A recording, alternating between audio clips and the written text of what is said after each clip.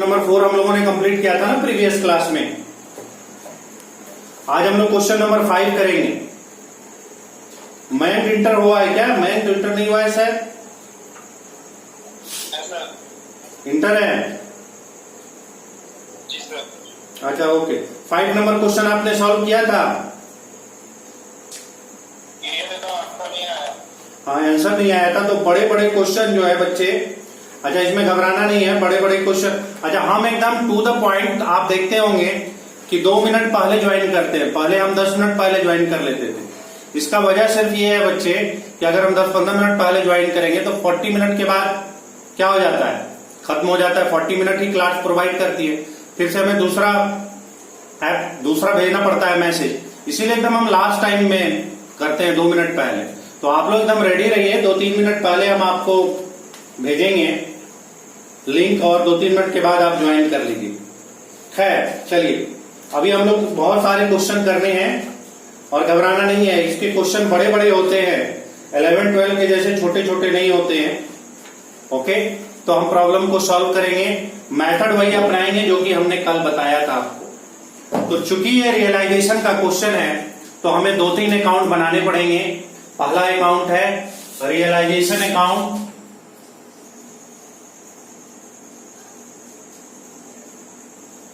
realization account. The first account is a realization account.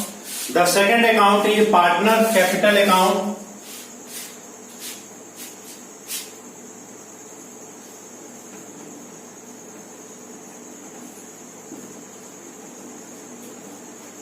The second account is partner capital account.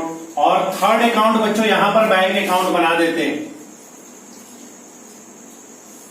बेटे board बहुत ही छोटा है, visible है आप लोगों को वर्ड क्या या नहीं है? विजिबल है या नहीं है? दिख पा रहा है या नहीं? बोलो बच्चों। सर आप पीछे जाते तो विजिबल होता है। अच्छा, ये पीछे से अभी ज्यादा क्लियर होता है, ये बेटर है। जी सर अभी थोड़ा बहुत दिख रहा है। अच्छा अच्छा, हाँ। और क्या मजबूरी है बच्चों, इसमें बहुत बड़े बोर्ड की जरूरत है। अब उतना बड़ा बोर्ड तो है ही नहीं, उसमें आ नहीं रहा है। तो समझने के पॉइंट ऑफ व्यू से समझेंगे, मजा आने के पॉइंट ऑफ व्यू से नहीं, क्योंकि वैसी फैसिलिटी अवेलेबल नहीं है। अब जैसे कैमरा रहता तो फिर अलग बात रहती, कैमरा है नहीं। देखिए जैसा हमने बताया था, क्वेश्चन हम पढ़ रहे हैं और सॉल्व करते जा रहे हैं। हमने बताया था कि बैलेंस शीट के आइटम की पोस्टिंग 1 प्लेसेज में होगी, बैलेंस शीट के आइटम की पोस्टिंग 1 प्लेस में और एडजस्टमेंट की पोस्टिंग 2 प्लेसेस में होगी। तो देखिए गिवन है ABC शेयरिंग प्रॉफिट 2:2:1। आप याद रखेंगे प्रॉफिट शेयरिंग रेशियो है 2:2:1। Our profit sharing ratio is 2:2:1। Okay, फिर आपको डाटा गिवन है, एग्री अपॉन डिवोल्यूशन हो रहा है। सबसे पहले बच्चों कैपिटल गिवन है A, B और C। आप ध्यान देंगे बच्चों कि 3 कैपिटल हैं, A, B और C 3 पार्टनर है। एक ही क्वेश्चन में शायद एक ही क्वेश्चन आज भर में होगा, इसलिए आराम से आप देखेंगे। पार्टनर का नाम क्या है बच्चों?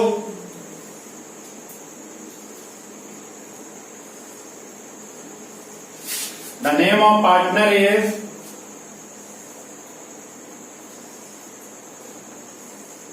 The name of partner is A, B and C. The name of partner is A, B and C. Clear है? किसी को दिक्कत है? विजिबल है बच्चों? बोलो, पीछे रहने पे ज्यादा नजर आ रहा है तो विजिबल है? Yes sir. ओके, अब क्वेश्चन में क्या कह रहा है देखिए। सबसे बच्चों कैपिटल A और B का गिवन है। आपके पास क्वेश्चन है ना सारे बच्चों के पास? तो A और B के कैपिटल गिवन है 40,000 एंड 30,000। तो बच्चों हम यहां क्या लिखेंगे? बाई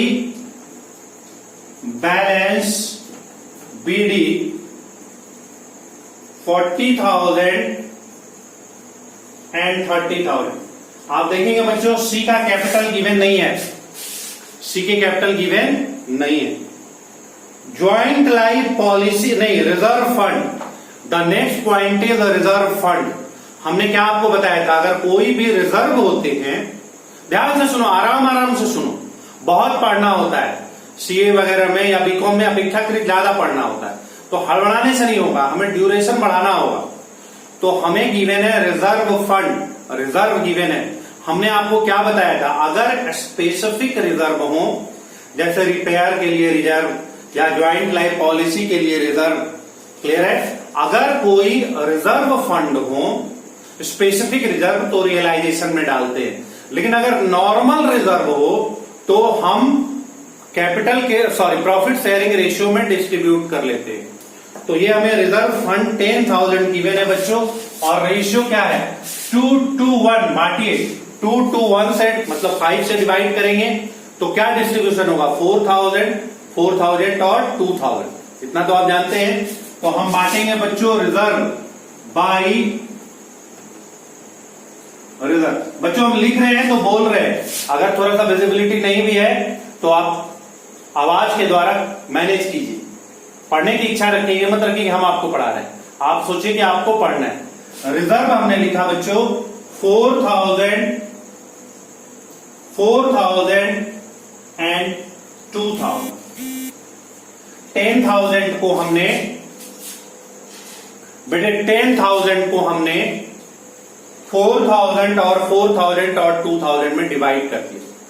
10,000 को 2:1 के रेशियो में डिस्ट्रीब्यूट कर दिया। अब यहां बेटा बोर्ड में जगह नहीं है, या फिर आप ऐसा देख लो यहां जगह है तो 10,000 divided by 5 into 2, 10,000 divided by 5 into 2, और 10,000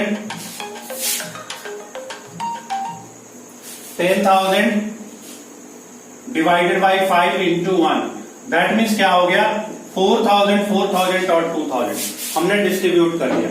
रिजर्व को हमने प्रॉफिट शेयरिंग रेशियो में डिस्ट्रीब्यूट कर दिया। आगे आइए, द नेक्स्ट वन इज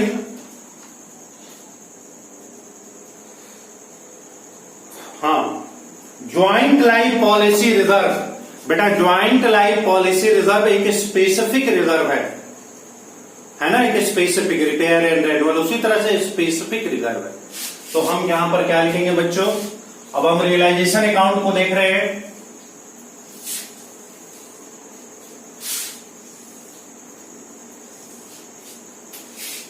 इसको हमें रियलाइजेशन अकाउंट में दिखाना होगा। हम पर्टिकुलर अमाउंट नहीं लिख रहे हैं, हम लिख रहे हैं ज्वाइंट लाइफ पॉलिसी रिजर्व 10,000। तो बच्चों हम यहां क्या लिखेंगे, by joint life policy reserve and amount is 10,000, क्योंकि ये स्पेसिफिक रिजर्व है। उसके बाद हम देख रहे हैं बच्चों क्रेडिटर्स गिवन है, क्रेडिटर्स गिवन है 19,000। तो बच्चों क्रेडिटर्स में प्रोविजन भी किया हुआ है। देखिए पहला चीज, फर्स्ट थिंग जो कि आपने 11-12 में नहीं पढ़ा होगा, हो सकता है हमने बता दिया हो, लेकिन पहला चीज जो कि आपने 11-12 में नहीं पढ़ा होगा, आपने 11-12 सारा कंप्लीट कर लिया। ज्योति क्लास में हो, are you there? Yes sir. बेटा बेटे बताइए, क्या आपने क्रेडिटर पे कभी प्रोविजन फॉर डिस्काउंट देखा है अपने 11-12 के लाइफ में? नहीं देखा। देखिए यहां पर क्रेडिटर है 19,000, तो हम क्या लिखेंगे, बाई क्रेडिटर और 19,000 फुल वैल्यू से, जैसे डेटर में बताया था ना कि फुल वैल्यू लिखना है बच्चे, फुल वैल्यू लिखना है और प्रोविजन को अपोजिट साइड लिखना है। और प्रोविजन कितने हो रहे हैं, 500 है प्रोविजन फॉर डिस्काउंट। तो यहां पर क्या लिखेंगे, to provision for discount and amount is 500। आप बोलेंगे सर हमारे टीचर ने तो कभी पढ़ाया ही नहीं है सर कि प्रोविजन फॉर क्रेडिटर होते हैं, क्योंकि प्रोविजन फॉर क्रेडिटर का मतलब हुआ सर कंजर्वेटिज्म को वायलेट करना। कंजर्वेटिज्म क्या कहता है, कंजर्वेटिज्म कहता है कि फ्यूचर में होने वाले लॉस को तो हम रिकॉर्ड करेंगे, लेकिन फ्यूचर में होने वाले इनकम को रिकॉर्ड नहीं करेंगे। सर तो हमारे टीचर ने पढ़ाया है हमें कि अगर डेटर है तो हमें अनुमान है, क्योंकि हर साल कुछ ना कुछ पैसे हमें नहीं मिलते हैं, इसलिए हम प्रोविजन फॉर डेटर करते हैं। लेकिन प्रोविजन फॉर क्रेडिटर कैसे करेंगे सर? ये तो प्रूडेंस कॉन्सेप्ट या कंजर्वेटिव कॉन्सेप्ट का वायलेशन है। कंजर्वेटिव या प्रूडेंस क्या बोलता है कि फ्यूचर में अगर कोई लॉस हो तो रिकॉर्ड करो, लेकिन फ्यूचर में इनकम हो तो उसको हमको रिकॉर्ड नहीं करना है। क्लियर होगी बात बच्चों? समझ रहे हो बात को? तो बेटा देखो, समझो बात, ऐसा समझो कि प्रोविजन फॉर क्रेडिटर क्या हुआ। देखिए, एक कॉन्फिडेंस होता है कि भैया लास्ट में जब हम उनसे 10-20 रुपए बोलते हैं तो डिस्काउंट करा ही लेते हैं। एक इनर कॉन्फिडेंस है।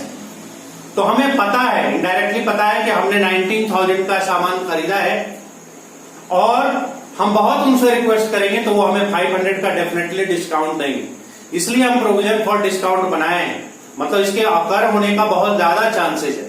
लेकिन फिर भी ये एग्जैक्ट नहीं है, नहीं तो हम क्रेडिटर 18,500 ही कर लेते, इसलिए हमने प्रोविजन किया है। लेकिन मेरी पूरी उम्मीद है कि ऐसा होगा ही होगा। समझ रहे ना? बहुत बार होता है ना कि आप मार्केट में खरीदने जाते हैं या कोई चीज करने जाते हैं तो आपको पता है यार इतना तक में तो हो ही जाएगा, इतना वो बोलेगा लेकिन इतने में हो जाएगा, इसलिए हम प्रोविजन फॉर क्रेडिटर किए। चलिए आगे बढ़िए। सैलरी आउटस्टैंडिंग 2000, तो by outstanding salary and amount is 2000। Outstanding salary कितनी हो गई? 2000। बेटे लायबिलिटी साइड हमने पोस्ट कर लिया, अब हम एसेट साइड पोस्ट कर रहे हैं। पहला है फिक्स्ड एसेट्स 50,000, तो 2 fixed assets and amount is 50,000। Fixed assets कितने हैं बच्चों? 50,000। Joint life policy surrender value 10,000। तो ये भी समझाता हूं joint life policy surrender value क्या होती है। यहां लिखेंगे to joint life policy surrender value है 10,000। कोई बता सकते हैं एनीवन कि what is joint life policy surrender value? कोई बच्चे बता सकते हो joint life policy surrender value क्या होती है? एनीवन बोलो बच्चे। क्लास में हो या दीवार को पढ़ा रहे हैं?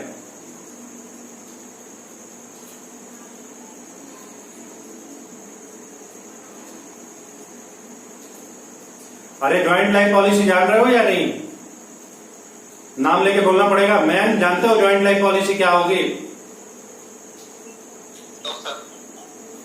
तो बोलो भाई, वही तो बोल रहे हैं ज्वाइंट। अच्छा मैं नाम लेके पूछूंगा, मैं समझ गया कि ऐसे सोचते हैं सब किसको बोल रहे हैं। देखो बेटा ज्वाइंट लाइफ पॉलिसी क्या होती है कि हम कंबाइंड पॉलिसी तीनों ले लेते हैं। इस बात का ध्यान रखिएगा। पार्टनरशिप में, पार्टनरशिप मान लीजिए आप लोग 3 लोग कर रहे हैं, इसमें क्या होता है कि प्रीमियम हम देते हैं अपने बिजनेस से, अपने बिजनेस से प्रीमियम देते हैं। और आपको लग रहा होगा कि तीनों में से किसी का डेथ होगा, जैसे 1 करोड़ की आपने पॉलिसी ली, तो अगर किसी पार्टी का डेथ हो जाएगा तो उसके नॉमिनी को, उसके वाइफ को या उसके नॉमिनी को 1 करोड़ मिल जाएंगे। अगर आप ऐसा सोच रहे हैं तो गलत है। होता क्या है कि ये तीनों में से कोई भी मरेगा तो 1 करोड़ रुपए जो मिलेंगे आपके प्रॉफिट शेयरिंग रेशियो में तीनों को बांट दिए जाएंगे। अगर तीनों का प्रॉफिट शेयरिंग रेशियो 1:1:1 है तो 33 लाख 33 लाख जो भी होगा 1/3 33 लाख 33,333 होगा। तो 33 लाख 33,333 और 33 लाख 33,333 तीनों में डिस्ट्रीब्यूट हो। तो आप तीनों, आप कोई पार्टनर बन जाएंगे किसी फर्म में, common combined joint life policy ले ली जाएगी और आप ही को मरवा दिया जाएगा और उस पैसे से तीनों को पैसे मिल जाएंगे। तो ध्यान रखिएगा इन सब चीजों में। तो ज्वाइंट लाइफ पॉलिसी ये होती है कि हमें पैसे। सरेंडर वैल्यू क्या होता है? सरेंडर होता है, एक तो होता है मैच्योरिटी वैल्यू। मैच्योरिटी वैल्यू क्या होता है? 3 वैल्यू होते हैं। एक तो होता है कि अगर कोई मर गया तो 1 करोड़ रुपए मिल जाएगा। मान लीजिए ये 20 साल की पॉलिसी है, अगर कोई नहीं मरा 20 साल तक तो आपने जो डिपॉजिट किया है वो प्लस बोनस ये आपको मिल जाएगा। फिर तीनों आप लोग बांट लेंगे। 3 पॉइंट बता रहा हूं क्या क्या। 20 साल के लिए हमने LIC ली 1 करोड़ रुपए की, इसको कहते हैं ज्वाइंट लाइफ पॉलिसी। इसको क्या कहते हैं? Joint life policy. इसमें 3 केस क्या होंगे। पहला केस मानते हैं 20 साल निकल गया, कोई मरा नहीं, तो आपकी इसको कहते हैं पॉलिसी मैच्योर्ड हो गई, मतलब वो पॉलिसी 20 साल के बाद खत्म हो गई, आपको नहीं लेनी हो, उसकी लाइफ 20 साल ही थी। अब क्या होगा कि आपके द्वारा डिपॉजिट किया हुआ पैसा एलआईसी को अब प्लस बोनस, मतलब वो एलआईसी आपको देती है, जो भी पैसे आपको मिलेंगे ये तीनों आप लोग बांट लेंगे, पहला चीज। दूसरा चीज, अगर किसी पार्टनर का डेथ हो गया, अगर किसी पार्टनर का डेथ हो गया तो पूरा वैल्यू 1 करोड़ रुपए मिल जाएंगे, लेकिन इसके 1 करोड़ रुपए को तीनों पार्टनर बांटेंगे अपने प्रॉफिट शेयरिंग रेशियो से। ऐसा इसलिए बांटेंगे क्योंकि वो बिजनेस के पैसे से देते हैं प्रीमियम, तो प्रीमियम में तीनों का हक है अपने प्रॉफिट शेयरिंग रेशियो में। अगर प्रीमियम नहीं देते तो उनके प्रॉफिट बढ़ जाते। नंबर थर्ड हमने क्या बताया बेटे, अगर हम 20 साल से पहले ही बिजनेस को बंद कर रहे हैं तो अब तो प्रीमियम देंगे नहीं, तो हमारे द्वारा डिपॉजिट किया हुआ मनी का एक सर्टेन परसेंटेज 90%, 95% सरेंडर वैल्यू दिया जाता है। क्या दिया जाता है? Surrender value. मतलब अगर आप कहते हैं एलआईसी को कि हम आगे प्रीमियम नहीं देंगे, तो आपके द्वारा डिपॉजिट किया हुआ पैसा आपको कुछ परसेंटेज काट के रिटर्न कर दिया जाता है। मतलब अगर आप सरेंडर कर रहे हैं तो आपको क्या पैसे मिल रहे हैं। तो ये भी आपका एसेट्स है कि आज अगर हम बंद कर देंगे तो 10,000 रुपए हमें मिलेंगे ही मिलेंगे। ये मेरी सरेंडर वैल्यू है इस पॉलिसी। क्लियर होगी बात? आई होप कि आपको समझ में आ गया होगा। मैं समझे या नहीं समझे? जी सर। ठीक है, तो ये सरेंडर वैल्यू है, मतलब कि अब हम तो बिजनेस बंद कर रहे हैं तो एलआईसी तो दे नहीं पाएंगे, तो 10,000 मेरा एसेट्स है, हम 10,000 एलआईसी को बोलेंगे वो हमें लौटा देगा। यही है इसकी सरेंडर वैल्यू का मतलब। दूसरा है डेटर 10,000। नेक्स्ट क्या है? डेटर। तो हम यहां क्या लिखेंगे? टू डेटर और अमाउंट इज 10,000। डेटर कितने हो गए? 10,000। क्योंकि मैंने बोला था फुल वैल्यू, एक ही चीज बार बार नहीं बताएंगे, 9,500 नहीं करना। और यहां प्रोविजन कितना हो रहा है? Provision for debtor by provision for debtor. और अमाउंट कितने है बच्चे? प्रोविजन है 500 का, तो हम यहां रिकॉर्ड क्या करेंगे? 500 रुपीज। क्लियर होगी बात? नेक्स्ट आइए, stock at invoice price. Stock हमें 10,000 गिवन है। अब इनवॉइस प्राइस कंसाइनमेंट पढ़ा रहे हैं सीए वाले में, वैसे बीकॉम में भी कंसाइनमेंट पढ़ना था, वो लोग ज्वाइन नहीं किए, कोई बात नहीं है, बीकॉम में भी एक बार पढ़ा देंगे। तो इनवॉइस प्राइस वहां बताएंगे, ठीक है। अभी आप समझिए इनवॉइस प्राइस क्या होता है? सेलिंग प्राइस होता है। इनवॉइस प्राइस का मतलब सेलिंग प्राइस, हम कितने में बेचेंगे ये पता है, समझ रहे ना। तो रूल ऐसा है कि हम हमेशा कॉस्ट प्राइस पे रिप्रेजेंट करते हैं। हम अकाउंट्स में किसी भी सामान को कॉस्ट प्राइस पे रिप्रेजेंट करते हैं। देखो बहुत सारा चीज इसमें सीखने वाला है ना, बहुत चीज आप 11th 12th पढ़ के नहीं जानते हैं। आपने पढ़ा होगा कॉस्ट कॉन्सेप्ट। कॉस्ट कॉन्सेप्ट में क्या होता है बच्चों? कॉस्ट कॉन्सेप्ट में होता है कि किसी भी प्रोडक्ट को आप जितने में खरीदते हैं उतने में ही रिकॉर्ड करते हैं, उसकी मार्केट वैल्यू चाहे कुछ भी हो। अगर बिल्डिंग हमने खरीद ली 10 करोड़ में, तो building account debit to cash या बैंक 10 करोड़ होते हैं, भले ही उसकी मार्केट वैल्यू 12 करोड़ रुपए हो, उससे कोई मतलब नहीं। तो पहला चीज तो ये समझिए, तो कॉस्ट कॉन्सेप्ट को फॉलो करते हैं। लेकिन यहां पर आपने देखा इनवॉइस प्राइस। इनवॉइस प्राइस का क्या मतलब होता है बेटे? जब डिसोल्यूशन होता है समटाइम्स, तो हम कभी कभी रियलाइज वैल्यू पर एसेट्स को लिख देते हैं, मतलब उसका सेलिंग प्राइस वो कितने में मिलेगा, ठीक है। लेकिन हमारा रूल क्या है कि प्रॉफिट तभी फाइंड आउट होगा जब आप कॉस्ट प्राइस पे इसको रिप्रेजेंट करेंगे। भले ही वो इनवॉइस प्राइस पे है, लेकिन प्रॉफिट निकालने के लिए, जैसे देखो कोई सामान 8,000 रुपए का है, 10,000 रुपए सेलिंग प्राइस है, तो हम 10,000 रुपए अगर सेलिंग प्राइस पे लिख रहे हैं तो वो सेल कितने में होगा? 10,000 रुपए में होगा। तो एक्सपेंसेस साइड में लिखा सामान का दाम 10,000 रुपए और बेच रहे हो 10,000 रुपए में, तो प्रॉफिट कहां से होगा? प्रॉफिट तो होगा नहीं। तो इसीलिए हम उसको कॉस्ट प्राइस पे बनाते हैं। मतलब अगर 10,000 लिख रहे हैं तो 2,000 रुपए अपोजिट साइड लिख देते हैं, ताकि वो सामान 8,000 का हो जाए। फिर वो 10,000 में बिकेगा तो 2,000 के प्रॉफिट होंगे। तो हमेशा हम बच्चों इसको कॉस्ट प्राइस पे रिप्रेजेंट करते हैं। किस प्राइस पे रिप्रेजेंट करते हैं? कॉस्ट प्राइस पे रिप्रेजेंट करते हैं। तो हम यहां पर क्या लिखेंगे? डेटर के बाद क्या लिखेंगे? टू। क्या था बच्चों, क्या बता रहे थे आप लोगों को? हाँ, स्टॉक 8,000 टू, मतलब ये स्टॉक 10,000 में बिक सकते हैं, लेकिन स्टॉक आपने खरीदा कितने में था? इस क्वेश्चन में 8,000 में। क्योंकि 2000 लोडिंग है, इसको बोलते हैं लोडिंग चार्जेस, मतलब जो प्रॉफिट वगैरह को ऐड कर देते हैं। तो यहां पर क्या लिखेंगे, by stock loading 2000। I hope आप लोगों को समझ में आया होगा। विवेक, समझ में आया हमने क्या बताया आपको? मतलब सामान को जितने में आप बेचेंगे उस प्राइस पे रिप्रेजेंट कर रहे हैं, जबकि ये नहीं दिखाना चाहिए। आपको क्या दिखाना चाहिए, कितने का है। विवेक समझ रहे हो या नहीं? यस सर, समझ रहे हैं। तो इसीलिए हमने 10,000 स्टॉक यहां लिखा और इसका लोडिंग इधर लिखा। मतलब ये सामान 8,000 का है, 10,000 माइनस 2,000, 8,000।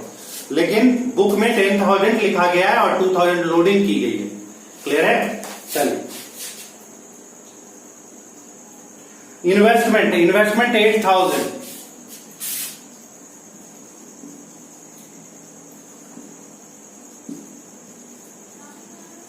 और यहां पर बाई, इस पे फ्लक्चुएशन फंड है, इन्वेस्टमेंट फ्लक्चुएशन फंड 500। ये आप लोगों ने 12th क्लास में पढ़ा होगा कि अगर इन्वेस्टमेंट की वैल्यू कम होती है, कराया था ना, याद करो, जब इन्वेस्टमेंट की वैल्यू कम होती है तो हम फ्लक्चुएशन से एडजस्ट करते हैं। हम प्रॉफिट में से इन्वेस्टमेंट फ्लक्चुएशन फंड निकालते हैं कि अगर मेरे इन्वेस्टमेंट फ्यूचर में कम हो जाए, अगर हमारे इन्वेस्टमेंट फ्यूचर में कम हो जाए, है ना, तो हम पहले इससे एडजस्ट करें। इससे ज्यादा लॉस होगा तब हम रियलाइजेशन में ट्रांसफर करें, अदरवाइज नहीं ट्रांसफर। तो हमने इन्वेस्टमेंट को इधर लिखा और उसके इन्वेस्टमेंट फ्लक्चुएशन फंड को इधर लिख दिया। क्लियर हो रही है बात? ताकि वो कॉस्ट प्राइस पे रिप्रेजेंट हो। आगे आइए, सीज करेंट अकाउंट। तो सच पूछिए, इनके डेबिट बैलेंस है, इनके क्या है बच्चों, डेबिट बैलेंस। आपको सच पूछे तो एक अकाउंट खोलना चाहिए, ऐसे खोलना चाहिए, सीज करेंट अकाउंट, और ये क्या लिखेंगे, by balance BD. Current account है बच्चों, जहां तक मैं पढ़ पा रहा हूं, कैपिटल नहीं है 2000। लेकिन आज बिजनेस बंद हो रहा है, आज बिजनेस क्या हो रहा है, बंद हो रहा है, तो इसको कैपिटल अकाउंट में ट्रांसफर कर देना चाहिए। भाई अभी फ्यूचर तो आगे चला नहीं रहे कि हम कैपिटल करेंट अलग अलग बैलेंस शीट में दिखाएंगे। आज तो हम अपना हिसाब किताब अलग अलग बना रहे हैं। तो हम यहां क्या लिखेंगे, टू कैपिटल अकाउंट 2000। कुछ लोग डायरेक्ट लिख देते हैं, यहां current account to current account और अकाउंट इज 2000। बच्चों इस बात को आप समझे, हमने क्या किया, सी करेंट अकाउंट, कैपिटल अकाउंट आप जानते हैं, जब कैपिटल हमारा फिक्स्ड होता है, देखो 10 मिनट का नोटिस आ गया, जब हमारे कैपिटल बच्चों फिक्स्ड होते हैं, तो हम करंट अकाउंट भी बनाते हैं और कैपिटल अकाउंट भी प्रिपेयर करते हैं। ये सीखने वाली है, अभी आप रियल में बीकॉम में पढ़ रहे हैं, 11th-12th से अलग वाली चीजें। तो क्या हुआ, चूंकि हम अगर एडमिशन रहता, रिटायरमेंट रहता, तो हम करंट अकाउंट बनाते और सारे ट्रांजैक्शन को करंट अकाउंट में ट्रांसफर करते। ये पढ़े थे ना आप लोग। लेकिन यहां पर बच्चों क्या होगा, यहां पर यह होगा कि हम क्लोज कर रहे हैं, अब तो अपना अपना हिसाब किताब निकाल रहे हैं। भाई हमारा कितना आगे बैलेंस शीट तो बनानी नहीं है, तो हम करंट अकाउंट के आइटम को कैपिटल अकाउंट में ट्रांसफर कर देते हैं। करंट अकाउंट के आइटम को कैपिटल अकाउंट में ट्रांसफर कर देते हैं कि भाई अब इतना पैसा लेना और देना है। तो हमने करंट अकाउंट तो बनाया, लेकिन करंट अकाउंट में बाय बैलेंस बीडी 2000 लिखी, लेकिन इस पैसे को हमने करंट अकाउंट में ट्रांसफर कर दिया। यहां क्या लिखा, टू करंट अकाउंट 2000। कुछ बच्चे यहां टू बैलेंस बीडी लिख देते हैं, यहां लिख देते हैं बाय बैलेंस बीडी और यहां लिखते हैं टू बैलेंस बीडी। बेटे टू बैलेंस बीडी तब होंगे जब बैलेंस शीट में कैपिटल अकाउंट करके गिवन होगा। ये सब पॉइंट समझना है, टीचर ये सब पकड़ते हैं कॉन्सेप्ट के लिए। अगर कैपिटल अकाउंट में सीज कैपिटल अकाउंट गिवन होता तो हम यहां लिखते हैं टू बैलेंस बीडी, लेकिन अगर करंट अकाउंट गिवन है, अगर क्या गिवन है बच्चों, करंट अकाउंट गिवन है। क्लियर होगी बात? अगर करंट अकाउंट गिवन है तो उस सिचुएशन में हम क्या करते हैं कि यहां ट्रांसफर करते हैं to current account, capital account transfer करते हैं और यहां पर ट्रांसफर कर देते हैं। क्लियर होगी बात? समझ रहे बात को? कोई कंफ्यूजन है? चल अब आप देखिए बैंक अकाउंट 23,500, बैंक अकाउंट कितना है 23,500। तो बैंक अकाउंट में देखिए स्पेस कम है, हम लिखेंगे टू बैलेंस BD 23,500, ठीक है। करंट अकाउंट में बच्चों समझाना था, तो आई होप हम इसको मिटा देते हैं, आप समझ गए होंगे, है ना। तो इसको मिटा देते हैं। हमने लिखा 23,500 rupees.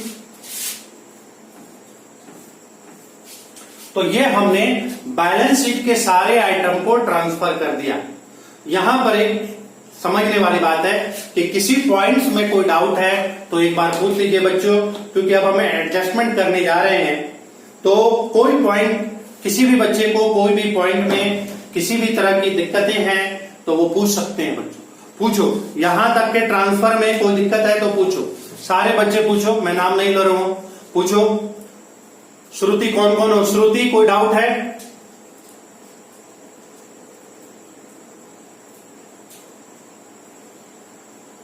Shruti, are you there? Shruti class में है या नहीं?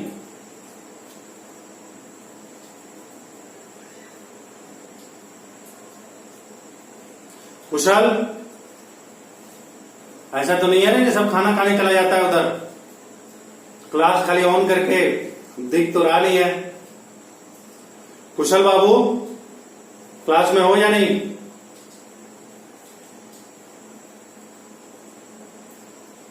विवेक,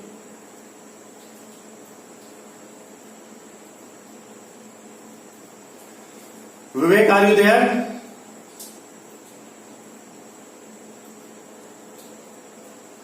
वॉइस डिस्कनेक्ट हो रही है क्या? आवाज मेरी जा रही है या नहीं जा रही है? विवेक, मेरी वॉइस आपको मिल रही है या नहीं?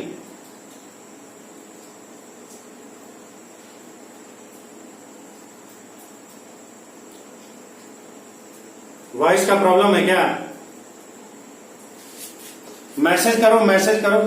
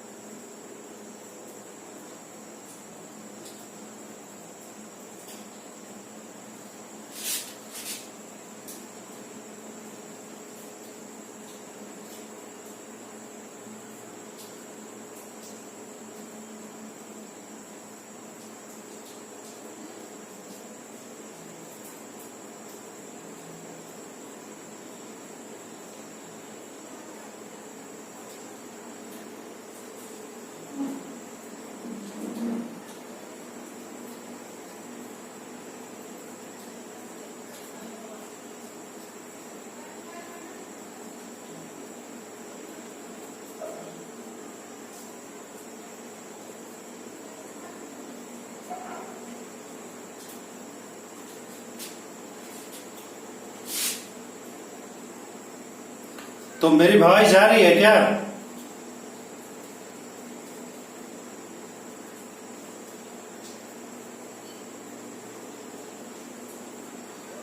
तो रिकनेक्ट कर रहे हैं, रिकनेक्ट कर रहे हैं।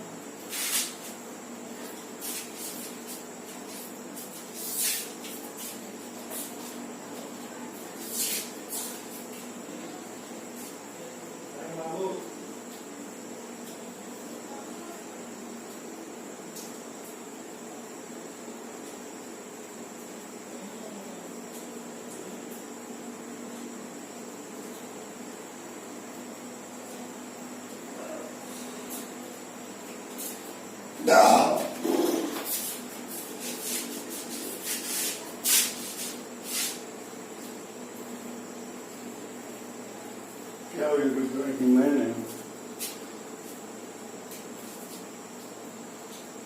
अरे फोन आ जाता है उधर से, वो करता है फोन, इसका जो वो है।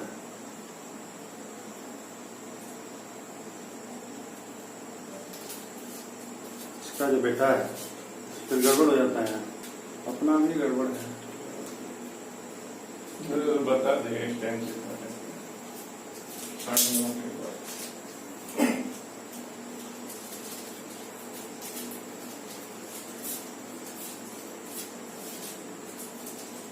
3 बार करता है, वो भी 1 बार करे तब ना, 3 बार 4 बार कट करते जाओ, यहाँ से वहां करते जाओ।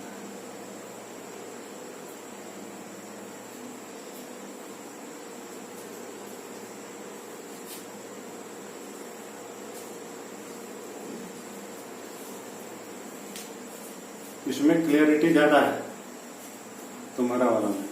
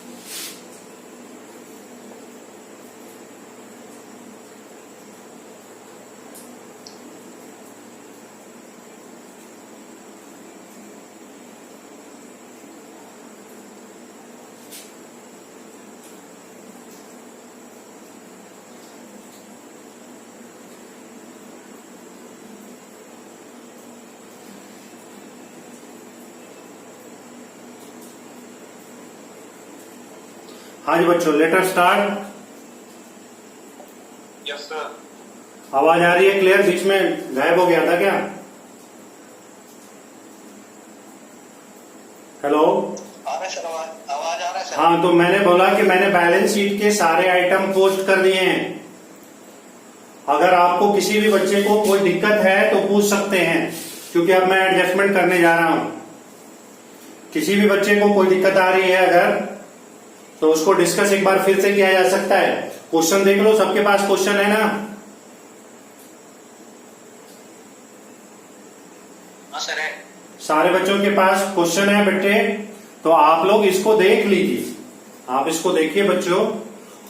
कुछ बच्चे मुझे लग रहा है नए बच्चे ज्वाइन कर रहे हैं जिनके पास क्वेश्चन नहीं है, तो बेटा आप अपने फ्रेंड वगैरह से वो व्हाट्सएप कर दिया करो। कोई नए बच्चे जुड़ते हैं तो उनके पास क्वेश्चन नहीं होंगे ना, तो उनको भेज दिया करो या हमसे कांटेक्ट कर लिया करो, है ना। ये समाज सेवा है बेटा, सबको मिलके करनी है। सर का कोई दायित्व तो नहीं है ना। सर की कोई रिस्पॉन्सिबिलिटी बहुत ज्यादा नहीं है। तो मैं चाह रहा हूं सिर्फ सबका भला हो जाए, घर में बैठे हुए टाइम पास करेगा उससे बढ़िया पढ़ ले। तो यहां तक में कोई डाउट नहीं। अब हम एडजस्टमेंट करने जा रहे हैं, और यू नो वेरी वेल कि हर एडजस्टमेंट के 2 इम्पैक्ट। इसमें किसी को कोई दिक्कत नहीं ना है? इन्वेस्टमेंट फ्लक्चुएशन फंड में, या स्टॉक के इनवॉइस प्राइस वगैरह में, या क्रेडिटर के प्रोविजन में, इन सबों में किसी को कोई डाउट है तो आप पूछ सकते हैं, कोई दिक्कत की बात नहीं। Mayank, is there any doubt? No sir. तो आगे बढ़े हम लोग। जी सर। ठीक है, सारे बच्चे एडमिट हो गए ना?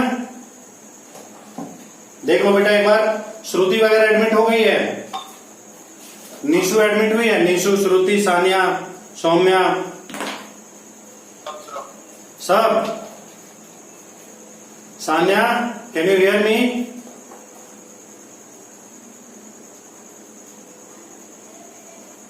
सानिया तुम एडमिट हो या नहीं? Yes sir. हाँ बेटे बोलते रहो, ऐसा तो नहीं है चाय पीने चली जाती है लॉग इन करके। समझ में आ रही है बातें?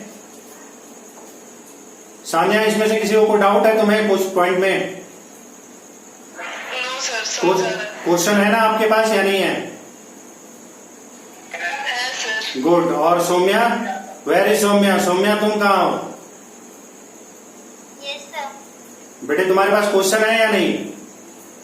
यस सर, है क्वेश्चन। ठीक है, एकदम पूछना है आराम से और अपने इंटरेस्ट लेके पढ़ना है। अब देखिए हम एडजस्टमेंट कर रहे हैं, हर एडजस्टमेंट की दो जगह इंपैक्ट होते हैं, धीरे धीरे करेंगे, कोई हड़बड़ाने की बात नहीं है, लंबा चौड़ा है। देखो, investment were taken over by at 6,000, simple सी बात है। और जैसा मैंने बताया था, हर एडजस्टमेंट के दो इंपैक्ट होंगे। अब एडजस्टमेंट हम पढ़ रहे हैं, देखो बैलेंस शीट के जो भी आइटम थे, डेबिट में लिखा है या क्रेडिट में, कहीं एक जगह लिखा है, लेकिन अब हम एडजस्टमेंट करने जा रहे हैं तो दोनों आइटम्स को पोस्ट करेंगे। पहला investment were taken over A by 6,000, तो इन्वेस्टमेंट यहां पर क्या लिखेंगे हम? बाई ए कैपिटल और अमाउंट 6,000, बाई एज कैपिटल और अमाउंट 6।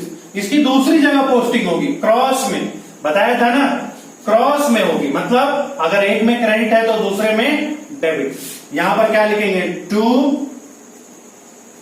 रियलाइजेशन, और ए में 6,000। बेटा थोड़ा धुंधला नजर आ रहा होगा तो देख लो, यहां लिखे हैं टू रियलाइज, यहां पर लिखेंगे एज कैपिटल, यहां क्या लिखेंगे? To realisation 6,000। क्लियर होगी बात? नेक्स्ट आइए, creditor of 10,000 were taken over by B who agree to settle with them 9,900।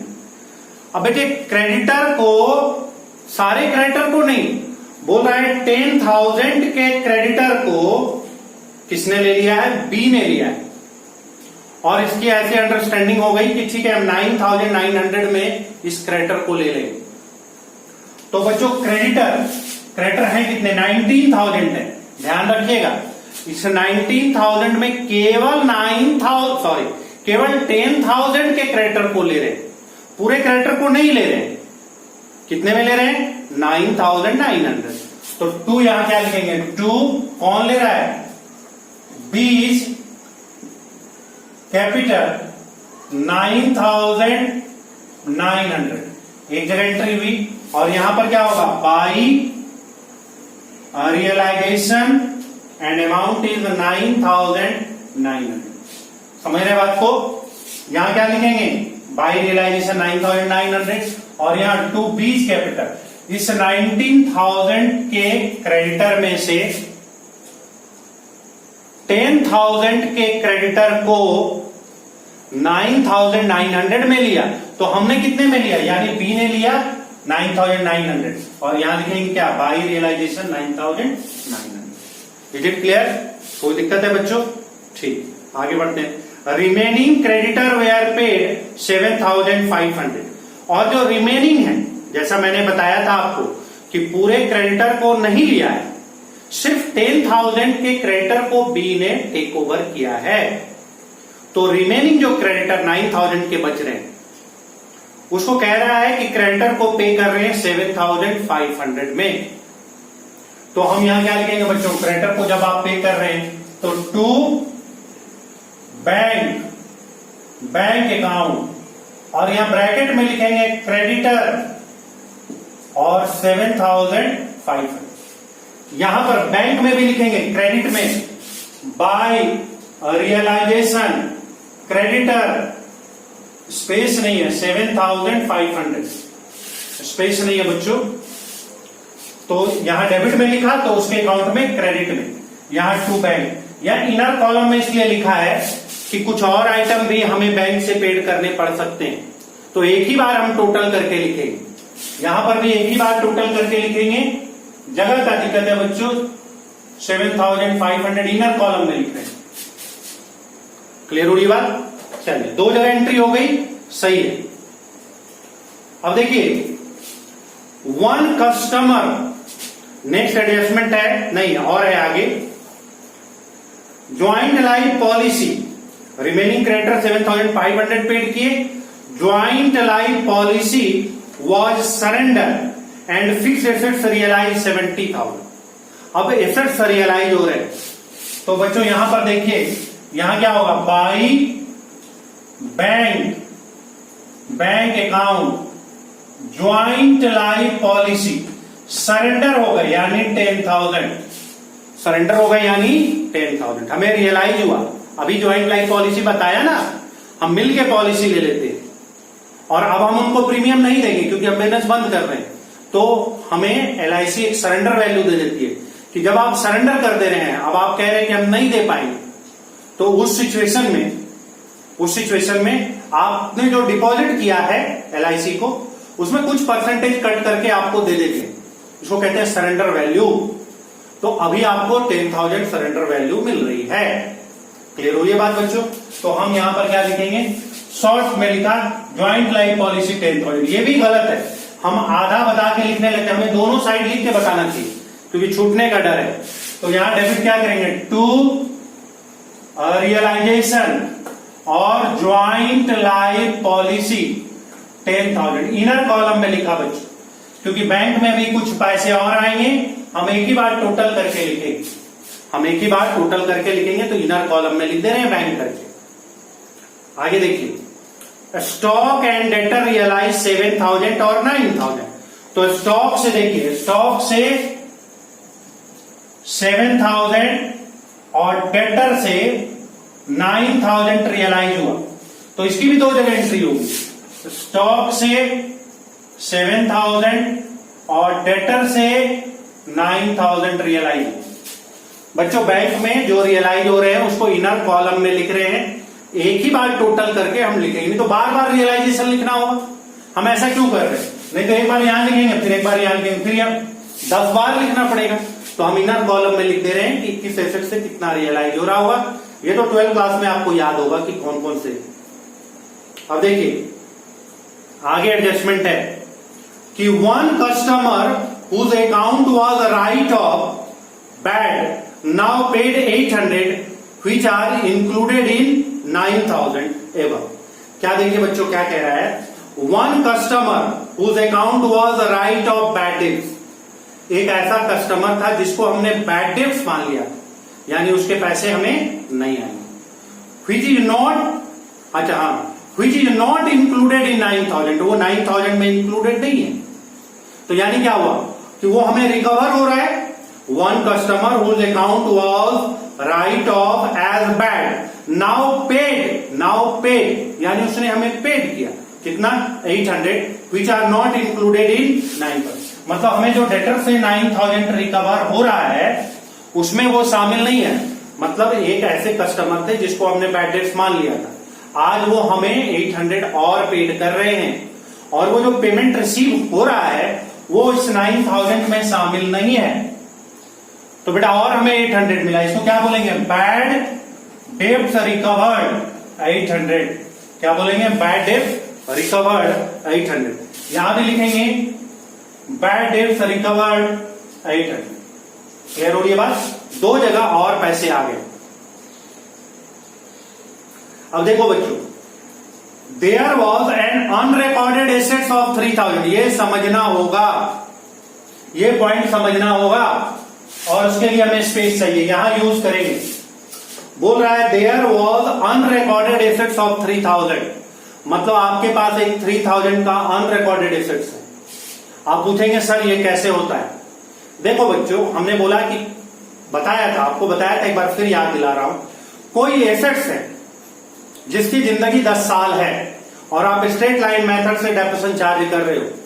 कोई मशीन है जिसकी लाइफ 10 इयर्स है, तो 10 इयर्स अगर मशीन है बच्चों और 10 साल अगर वो मशीन है और उसकी 10 साल जिंदगी है, सॉरी एक मशीन है जिसकी जिंदगी 10 साल है, यानी 10% डेप्रिसिएशन आप चार्ज कर रहे हो स्ट्रेट लाइन में, तो 10 साल के बाद उस मशीन की वैल्यू क्या होगी, 0 होगी, पूरा डेप्रिशिएट हो गया, 100% डेप्रिसिएशन हो गया, तो बुक वैल्यू में तो उसकी कोई वैल्यू नहीं होगी। लेकिन अगर उसको आप बेचोगे, आज बिजनेस में तो था ना वो, भले ही कबाड़ में था, मान लीजिए वो कबाड़े में भी था, तो था तो बिजनेस में, तो उसको कहते हैं अनरिकॉर्डेड, वो हमारे बुक्स ऑफ अकाउंट में रिकॉर्ड नहीं है, लेकिन रियल में वो हैं, रियल में हैं। तो बोल रहा है कि एक अनरिकॉर्डेड एसेट्स थी जिसकी वैल्यू 3,000 थी। तो ये देखो समझो यहां पर अनरिकॉर्डेड एसेट्स 3000, ठीक है बच्चे, half of which was taken over to settle half of unrecorded liability. अब बोल रहा है इसमें से जिस तरह आपके पास अनरिकॉर्डेड एसेट्स है उसी तरह से अनरिकॉर्डेड लायबिलिटी भी है। मतलब कुछ ऐसी लायबिलिटी है जो कि आपके बुक्स ऑफ अकाउंट्स में नहीं है लेकिन आपको पे करनी है, आपको पे करनी है। इसको कहते हैं अनरिकॉर्डेड लायबिलिटी। क्लियर हो रही है बात? इसको क्या कहते हैं? Unrecorded liability. तो कह रहा है क्वेश्चन को जरा फिर से समझिए कि एक अनरिकॉर्डेड एसेट्स 3000 था, उसमें से हाफ मतलब इसमें से 1500, हाफ मतलब क्या हुआ 1500 हमने किसको दे दिया? Handed over to settle unrecorded liability and other half was paid 2500। समझिए हमारे पास अनरिकॉर्डेड एसेट्स 3000 के थे, अनरिकॉर्डेड लायबिलिटी कितनी थी वो क्वेश्चन में नहीं दिया हुआ है, यहां पर समझना है। हमारे पास अनरिकॉर्डेड एसेट्स 3000 थे, अनरिकॉर्डेड लायबिलिटी कितना है ये नहीं गिवन है। अनरिकॉर्डेड एसेट्स को हाफ अनरिकॉर्डेड लायबिलिटी ने ले लिया, मतलब जो अनरिकॉर्डेड लायबिलिटी कितनी है हमें पता नहीं है क्योंकि क्वेश्चन में नहीं दिया है, उसमें से हम अपना हाफ अनरिकॉर्डेड एसेट्स दे दे रहे हैं। तो हाफ अनरिकॉर्डेड एसेट्स दे दी यानी 1500 का एसेट्स दे दी, वो मान गया तो क्या हुआ मतलब 1500 जो हमने दे दिया है उससे हमें कुछ भी रियलाइज नहीं होगा, कुछ भी रियलाइज नहीं होगा क्योंकि हमने दे दिया। और जो हाफ अनरिकॉर्डेड लायबिलिटी है, जो हाफ अनरिकॉर्डेड लायबिलिटी है उसको भी हमने हाफ अनरिकॉर्डेड एसेट्स दे दिया, तो वो लायबिलिटी को भी हमें पे नहीं करना है, ना एसेट्स से हमें कुछ मिलेगा ना ही उस हाफ अनरिकॉर्डेड लायबिलिटी से हम पे करें, ठीक है। लेकिन जो हाफ बचा हुआ है क्या बोल रहा है? The remaining half unrecorded assets sold in market which realise 1300।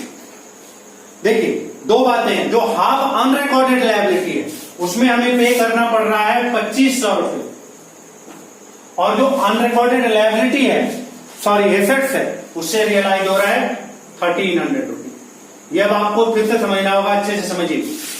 यही लास्ट पॉइंट है इस क्वेश्चन का, मतलब इसके बाद एक आध लाइन और है लेकिन इस चीज को आप अच्छे से समझिए, ठीक है। क्वेश्चन में क्या कह रहा है बच्चों समझो। मेरे पास अनरिकॉर्डेड एसेट्स हैं वो गिवन है 3000, अनरिकॉर्डेड लायबिलिटी नहीं गिवन है, लेकिन बोल रहा है आधा एसेट्स आपने दे दिया आधे लायबिलिटी को। तो लायबिलिटी कितना भी हो आधे लायबिलिटी को तो हमें नहीं पे करना है। क्यों नहीं पे करना है? क्योंकि हमने अपना आधा एसेट्स दे दिया और वो सेटिस्फाइड है, लेकिन आधे एसेट्स तो बचे हुए हैं ना, उससे हमें कुछ रियलाइज होगा। हमने बताया था अगर कोई अनरिकॉर्डेड एसेट्स अनरिकॉर्डेड लायबिलिटी ले लेता है तो म्यूचुअल एडजस्टमेंट हो जाता है, ना एसेट से कुछ रियलाइज होगा और ना ही हम आगे कुछ पे करें। क्लियर हो रही है बात? लेकिन जो आधे एसेट्स तो दे दिए, हाफ अनरिकॉर्डेड एसेट्स जो बचे हुए उससे कुछ तो रियलाइज होगा। तो क्वेश्चन में कह रहा है 1300 रियलाइज हुआ, या हाफ जो बचे हुए जो नहीं दिया वो वाला है, और जो आधे नहीं लिया लायबिलिटी उसमें हमें पे करना पड़ रहा है 25। क्वेश्चन में बोल रहा है 2500 पे करना पड़ रहा है। तो जो बचे हुए हाफ है उनका तो पेमेंट करना पड़ेगा, ऐसे समझो। और समझो, ऐसे समझिए बच्चों, इतने अनरिकॉर्डेड एसेट्स हैं, इतने अनरिकॉर्डेड लायबिलिटी है, तो आधा तो दे दिया, ये दोनों मान गया, इतना मान गया, हाफ मान गया, लेकिन हाफ जो बचा हुआ है उससे तो रियलाइज होगा, तो 1300 रियलाइज हो रहा है। और जो हाफ लायबिलिटी है जो कुछ नहीं लिया है उसको पे कर रहे हैं 2500। बात क्लियर हुई? समझे बात को? तो इसको हमें रिकॉर्ड करना होगा। हमें देखिए, हमें अनरिकॉर्डेड एसेट से कितना रियलाइज हो रहा है? 1300। यहां पर भी लिखेंगे अनरिकॉर्डेड एसेट्स हमें 1300 मिल रहा है, और हमें पे कितना करना पड़ रहा है अनरिकॉर्डेड लायबिलिटी 2500। तो ये अनरिकॉर्डेड लायबिलिटी 2500। बात समझ में आई या फिर से एक बार बता दे बच्चों? बोलो बोलो, मैम क्लियर हुआ या नहीं हुआ? क्लियर है सर। ये बात समझ रहे हो? आधे तो ले के सेटल कर लिए, लेकिन आधे जो बचे हुए हैं उसका हमें कुछ रिसीव भी हुआ है और कुछ पेमेंट भी हमें करना पड़ा। ये क्वेश्चन में गिवन है कितना रिसीव हो रहा है और कितना पेमेंट करना पड़ रहा है। क्लियर हो रही है बात? तो हमने दोनों को रिकॉर्ड कर दिया। अब आगे देखिए, we took over the responsibility of completing dissolution and he has guaranteed salary 400 per month। B को रिस्पॉन्सिबिलिटी दी गई है कि आप डिसोल्यूशन को कंप्लीट करें। B को रिस्पॉन्सिबिलिटी दी गई है कि आप डिसोल्यूशन को कंप्लीट करें और आपको 400 पर मंथ देंगे। अब आपको ये देखना होगा क्वेश्चन में कि कब से कब तक डिसोल्यूशन हुआ है। अब आप डेट देखिए, जरा डेट देखिए बच्चों, डेट देखिए, ये 31 दिसंबर से स्टार्ट हो रहे हैं, क्वेश्चन में दिया हुआ है, और लास्ट लाइन में दिया हुआ है, पढ़िए कि ये 30 अप्रैल को खत्म हो रहा है। इसके नीचे के लाइन पढ़िए बच्चों, B took over responsibility to completing the dissolution और he has to guaranteed salary 400 per month, actual realisation expenses 1100, dissolution was completed and final payment was made on 30 April 1992। मैंने कि डिसोल्यूशन 30 अप्रैल में कंप्लीट हो गया। Last line में क्या दिया हुआ है? 30 अप्रैल 1992, यानी कि जनवरी, फरवरी, मार्च और अप्रैल 4 मंथ की बी को रेम्यूनरेशन मिलेगी। और रेम्यूनरेशन कितना मिल रहा है बी को? 400 पर मंथ, 400 पर मंथ। समझ में आई बात? तो कितना हो जाएगा बी को salary? To B's capital account 1600। ये कैसे हुआ? 400 इंटू 4। किसी को कोई कंफ्यूजन है? बी के सैलरी में क्या होगा? बाई रियलाइजेशन 1600, दो जगह एंट्री। बी को हम 1600 की सैलरी दे रहे हैं, तो बच्चों क्या होगा कि रियलाइजेशन में 400 पर मंथ है, 4 मंथ में कंप्लीट हुआ, तो 4 इंटू 4 क्या हो गया? 1600। और यहां पर क्या होंगे बच्चों? 1600। क्लियर हो रही है बात? समझ रहे हैं बात को? अब आप देखिए, एक और है actual realisation expenses 1100। Actual realisation expenses से हमें कोई मतलब नहीं है, ठीक है, क्योंकि हमने बी को अपॉइंट कर रखा है। ये प्रॉफिट या लॉस, ये प्रॉफिट और लॉस बी को होगा। एक्चुअल 1100 हो गया, तो यानी 500 के प्रॉफिट बी को हुए। ये हमने आपको पढ़ाया भी था कि अगर हम किसी पार्टनर को अपॉइंट कर लेते, जैसे इस पार्टनर को हमने अपॉइंट किया है कि आपको 400 पर मंथ देंगे, 4 मंथ में कंप्लीट हुआ यानी 1600 देंगे। क्लियर हो रही है बात? समझ रहे ना बात को? 1600 पे करेंगे। अगर ज्यादा खर्च हो गया तो उनका नुकसान है, कम खर्च हुआ तो उनका प्रॉफिट है कि नहीं? वो तो बिजनेस कर रहे हैं ना, उन्होंने रियलाइजेशन करने का प्रॉमिस किया है। क्लियर हो रही है बात? तो देखिए यहां तक क्वेश्चन कंप्लीट हो गया। अब आप क्वेश्चन कंप्लीट है, अब कोई भी एडजस्टमेंट नहीं करेंगे। हाँ, एक बात का ध्यान रखेंगे। वो बात क्या है? वो बात ये है मैन साहब कि हमने बताया था कि अगर एसेट्स के बारे में कोई इंफॉर्मेशन ना हो तो कुछ भी रियलाइज नहीं करते, लेकिन अगर लायबिलिटी के बारे में कोई इंफॉर्मेशन ना हो तो हम एज्यूम करते हैं कि उसको फुल वैल्यू पे की। अब हम देखेंगे कि क्या कोई लायबिलिटी छूट तो नहीं गई है। एसेट छूट गया है, एडजस्टमेंट में नहीं है तो कोई बात नहीं, छोड़ देंगे, लेकिन लायबिलिटी हमें देखनी पड़ेगी। देखिए सबसे पहले है ज्वाइंट लाइफ प्रोविजन रिजर्व, ये कोई लायबिलिटी नहीं है, क्रेडिटर लायबिलिटी है, लेकिन हमने देखा कोई पार्टनर ले रहा था, 10,000 कोई लिया था और बाकी 7,500 हमें पे करने पड़े थे। दूसरा देखिए आउटस्टैंडिंग सैलरी, आउटस्टैंडिंग सैलरी तो हमने पे ही नहीं किया, क्वेश्चन में कोई इंफॉर्मेशन नहीं है, तो हमें फुल वैल्यू पे करना पड़ेगा। यहां पर आउटस्टैंडिंग सैलरी कितनी है? 2,000 यहां लिखेंगे और लायबिलिटी में लिखेंगे क्या? आउटस्टैंडिंग सैलरी और 2000। देखो एक चीज छूट रहा है यहां पर, अनरिकॉर्डेड लायबिलिटी। अनरिकॉर्डेड लायबिलिटी भी तो 2,500 पे किए थे, बात करने में छूट जाता है बच्चों, लेकिन आपको बात नहीं करना है, फटाक से दूसरी जगह एंट्री करनी है। यहां देखो अनरिकॉर्डेड लायबिलिटी को 2500 रुपया पे किया था ना, एसेट से 1300 आया ये लिखा था, लेकिन जब पेमेंट किया था 2500 तो यहां नहीं लिखा था। तो जब आप नहीं लिखेंगे तो आपकी गलती हो जाएगी, ठीक है। तुरंत पहले लिख लेना है। हमें आपको पढ़ाना होता है तो कभी कभी एक साइड लिख के बात करने लगते हैं, है ना, इसलिए गड़बड़ हो जाता है। तो 2500 और लायबिलिटी देखेंगे, प्रोविजन नहीं है, स्टॉक नहीं है, कुछ भी लायबिलिटी नहीं। तो अब कहानी खत्म हो गई, स्टोरी खत्म हो गई। अब केवल प्लस माइनस करना है। जिसके पास कैलकुलेटर है बच्चों ये बताओ ये कितनी आपने पेड किया, ये तो पता चल जाएगा। 7 2 9 9 2 11 12,000 का पेमेंट किए हो। 12,000 यहां पर भी कितना आएगा 12,000। एसेट्स में जरा बताओ कितना आ रहा है 10 7 17 बताओ प्लस करके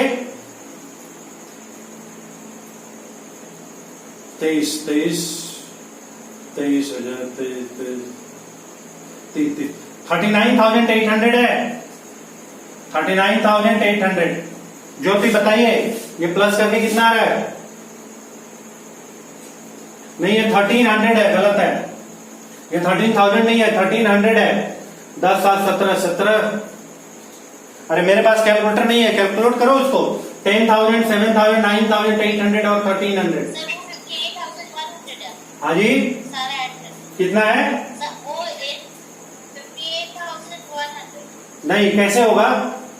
10,717 17 प्लस 9 सर वो 28,100 है। ये 21,800। 28,100। अच्छा 28,100। और तो ये भी हो जाएगा बच्चों यही 28,100। 23,000 फिर 28,100। अच्छा अब आप बताइए, तो सारे हो गए। अब आप बताइए इसमें प्रॉफिट हो रहा है या लॉस हो रहा है, मतलब डेबिट ज्यादा है या क्रेडिट ज्यादा है?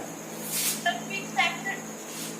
हाँ बेटे बोलो। सर फिक्स्ड एसेट का रियलाइज्ड वैल्यू नहीं नोट किए हैं। फिक्स्ड एसेट्स को रियलाइज वैल्यू नहीं नोट किए हैं। फिक्स्ड एसेट्स गिवन है क्या?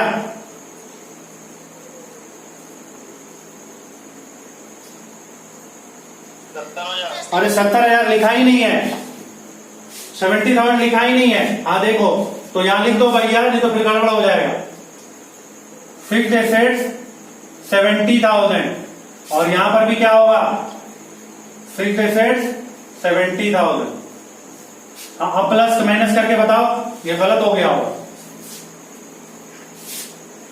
जितना आया था उसमें 70,000 प्लस कर दो ना। 28,100 बोल रहे थे ना, तो 70 कर दो। 98,100। हाँ 98,100 और ये भी 98,100। क्लियर है? Very good. अब आप देखिए क्रेडिट साइड और डेबिट साइड किस साइड ज्यादा है, क्योंकि हमें प्रॉफिट तभी पता चलेगा कि क्रेडिट ज्यादा है या डेबिट। Sir credit side 1,38,100। इसमें प्रॉफिट हो रहा है या लॉस? सर लॉस हो रहा है। है सर प्रॉफिट हो रहा है। हाँ तो क्रेडिट साइड वाला पहले लिखेंगे, प्रॉफिट हो रहा है तो पहले लिखेंगे। बोलो कितना बोल रहे हो? 1,38,100। 1,38,100 एकदम आवाज वॉइस करेक्ट है। ठीक है हम कोशिश करेंगे कि कल से और थोड़ी क्लियरिटी आई, एक टेक्नोलॉजी हम लगाएंगे, है ना। 1,38,100। अब बच्चों प्रॉफिट जो भी होगा उसमें ओल्ड पार्टनर ओल्ड रेशियो, या तो ओल्ड ही पार्टनर होते हैं, न्यू तो होते नहीं है। तो ए बी सी में हम डिस्ट्रीब्यूट करेंगे किस रेशियो में? रेशियो हमें गिवन है 2:1। तो बांट लीजिए क्या प्रॉफिट हो रहा है। 2 A's कैपिटल, 2 B's कैपिटल और 2 C's कैपिटल। थोड़ा स्पेस का दिक्कत है बच्चों, 1600 थोड़ा ऊपर कर देते हैं। ए बी और सी कैपिटल में जो भी प्रॉफिट हो रहे हैं, प्रॉफिट कितना हो रहा है जरा माइनस करके बताओ।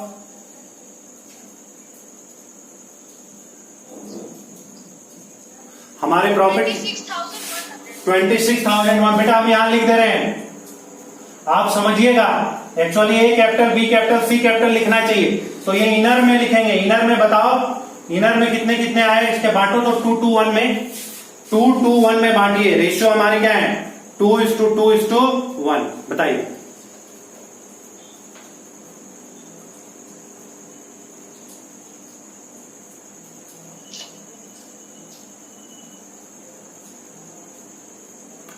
2 to 1 में डिस्ट्रीब्यूट कीजिए बच्चों।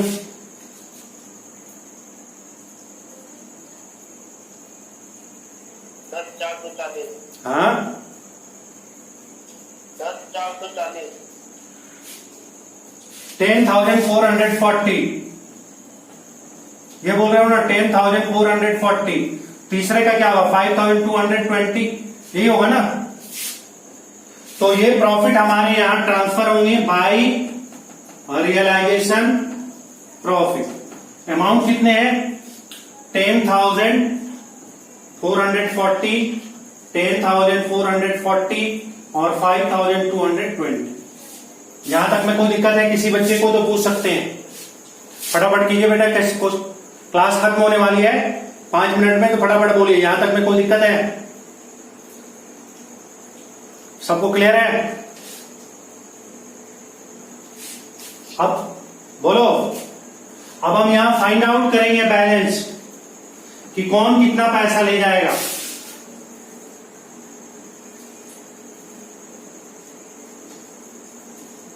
और यहां पर हम एक चीज आपको सिखाएंगे, एक लास्ट चीज बताएंगे। देखिए इस क्वेश्चन में बोल रहा है कि 1100 रुपीज रियलाइजेशन। देखो 10 मिनट का नोटिस आ गया तो 10 मिनट के अंदर खत्म करना ही करना है। देखो इस क्वेश्चन में कह रहा था ना कि 1100 रुपीज एक्चुअल एक्सपेंसेज हुए। तो इसमें समझिएगा बात को, कभी कभी क्या करता है कि जो खर्च होते हैं ना वो बिजनेस से निकाल लेता है पार्टनर, उससे कोई अंतर नहीं पड़ता है। जैसे मान लो बी को अभी कुछ पैसे मिलने हैं ना, बी को क्या करते हैं, कुछ पैसे मिलने हैं। अगर वो 1100 रुपए निकाल ले तो कोई अंतर नहीं पड़ेगा। मान लो जैसे नहीं निकालता है तो वो ज्यादा पैसा ले जाएगा, जो भी अमाउंट, मान लो 10,000 रुपए ले जा रहा है तो वो ले जाएगा। लेकिन अगर पहले ही वो निकाल लेता है तो वो निकाल सकता है, उससे उसके कैपिटल कम होंगे, प्रॉफिट एंड लॉस में कोई अंतर नहीं पड़ेगा। तो आप निकाल सकते भी हैं और नहीं भी निकाल सकते, ये आपकी मर्जी है। समझ रहे ना? तो वो आंसर 1100 से डिफर कर सकता है। जैसे समझो अगर हम यहां कर दें कि टू बैंक 1100 तो क्या होगा, जितना बी को पैसे मिलना है उससे 1100 कम मिलेगा। यहां पर क्या हो जाएगा, बाई बीज कैपिटल 1100। फिर बाद में तो वो ले ही जाएगा ना। अगर हम नहीं लिखते तो दोनों कंबाइन करके आता, और नहीं तो अलग अलग है। तो ये आपकी मर्जी है कि आप क्या दिखाना चाहते हैं। आप ये दिखा सकते हैं क्वेश्चन में नोट लिख करके कि हमने माना कि जितने भी खर्च हो रहे थे वो पैसे वो ले रहे थे। जैसे मान लो कि कोई स्कूल चल रहा है, हमने इलेक्ट्रिक का ले लिया ग्रिजली स्कूल में ही, कि भाई इलेक्ट्रिक का हमें कॉन्ट्रैक्ट दे दिए, 1 साल में हम 50,000 रुपए लेंगे, है ना, और हमें कोई मतलब नहीं। हमारे अगर 50,000 से ज्यादा खर्च होते हैं तो मेरे, और कम खर्च होते हैं, सॉरी ज्यादा खर्च होते हैं तो मेरा नुकसान, कम खर्च होते हैं तो हमारा प्रॉफिट। स्कूल हमें 50,000 रुपए देगा, नथिंग एल्स, इसके अलावा और कुछ नहीं देगा। क्लियर हो गई बात समझ रहे हैं? अब आइए इस बात पर कि कुछ खर्च होने वाले हैं, कुछ सामान लगने वाला है 10,000 रुपए, तो हम स्कूल से 10,000 रुपए ले सकते हैं कि भाई आप दे दीजिए, 50,000 में 10,000 कम कर देना, जो भी हमें तुम्हें देना है उसमें से इतना कम कर देना, अभी हमें 10,000 रुपए दे दो। तो ये बिजनेस से 1100 रुपए ले सकता है पहले, उसे कोई इंपैक्ट नहीं पड़ेगा। अगर हम ये नहीं लेते, अपना पैसा लगाते, तो ये ज्यादा पैसा ले जाता है ना। इसलिए इसमें घबराने की कोई बात नहीं, आप कर भी सकते हैं और नहीं भी कर सकते। खैर अब कम टू द पॉइंट आइए। देखिए ये टोटल कितना हो रहा है, 40 10 50 54,440। मे आई राइट और रॉन्ग? 54,440। यहां कितना आ रहा है बच्चों, बोलो, प्लस माइनस करो। ये आएगा 7,220। ये बताना बच्चे, बी का बताओ, बी का बताओ बच्चों, टोटल करके कितना आएगा?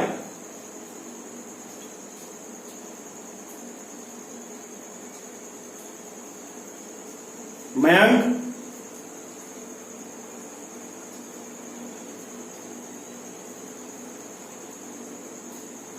क्लास में हो या नहीं भाई? विवेक? 55,000 हाँ 55,940। 940 55,940। अरे कैलकुलेटर खरीद लो यार, कैलकुलेटर में फटाफट करो। अब यहां क्या होगा, 54,440, यहां होगा 55,940। 940 और ये 7220। अब ये बैंक ले जाएंगे टू बैंक, बताओ कितना होगा? 48,440। ये कितने ले जाएंगे भाई? इसको माइनस करो। 54,840 और ये 5,220। यही होगा ना? 48,440, 54,840 और 5,220। ये कितने होंगे? 48,440, 54,840 और ये 5,220। क्लियर हो ये बात?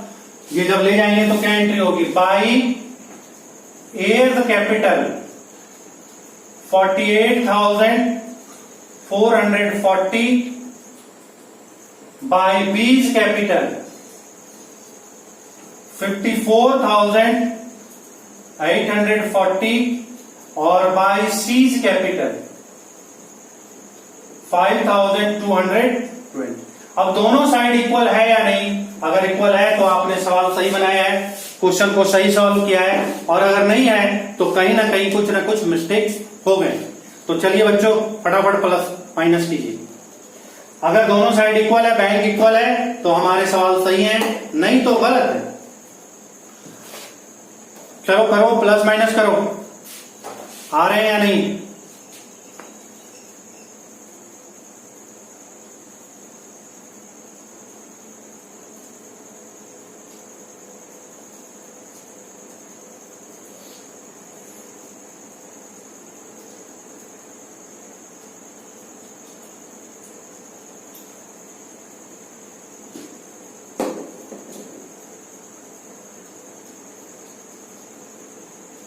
आ रहे हैं बच्चों?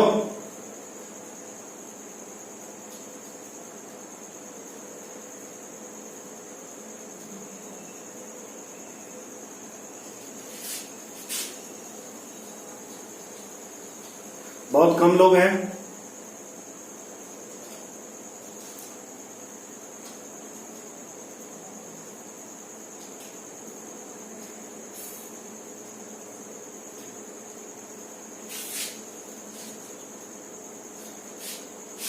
बीच में डिस्कनेक्ट हुआ है क्या?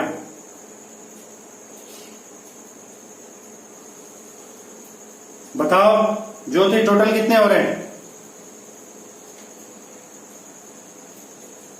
ज्योति can you hear me? Yes sir. कितने हो रहे बेटा? कैलकुलेटर नहीं है आपके पास? नो सर, रखे नहीं अभी। कैलकुलेटर होना चाहिए। और कौन कौन है? मयंक तुम्हारे पास कैलकुलेटर है? No sir. श्रुति तुम्हारे पास?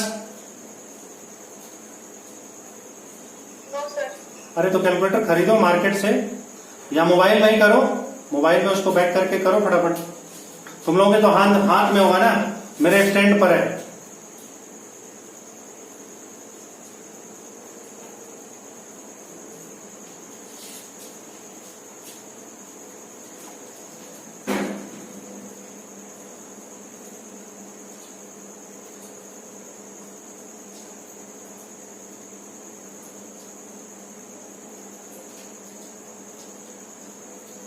टोटल कर लो भाई, बताओ टोटल कितने हो रहे हैं? अरे ऐड करो ना, 12,000 ऐड करो, 1100 ऐड करो, 48,440, 54,840 और 5,220 कितने हो रहे हैं? इधर तो देखो 500 और 100, 600 और 1